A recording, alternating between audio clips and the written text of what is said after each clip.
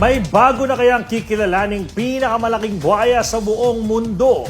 Ito ay matapos sa may isang higanteng buhaya ang natuklasan ng mga mangingisda sa Languyan, Tawi-Tawi na tinatayang may habang 18 hanggang 19 na talampakan.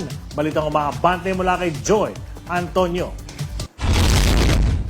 Isang dambuhalang buwaya ang natagpuan sa Languyan, Tawi-Tawi ng ilang mangingisda. Kung susukatin, sa tansya raw nila ay abot ito sa 18 o 19 ang talampakan. At kung mangyari mang tama ang kanilang tansya, ito na ang kikilalaning pinakamalaking buwaya sa buong mundo. Nito lamang kasing Nobyembre, namatay ang buwayang si Cassius mula Australia na may hawak ng titulong World's Largest Crocodile in Captivity.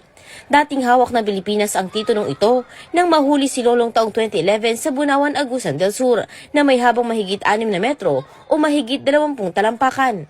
2013 nang pumanaw si Lolong kaya si Cassius ang huling kinilalang pinakamalaking buwaya sa buong mundo.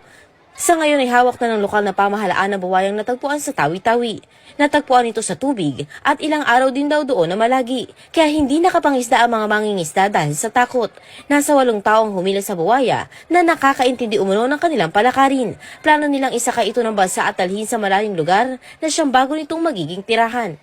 Ako si Joy Antonio ng Abante Radyo. Ito ang balitang mabilis, mabangis at walang mintis.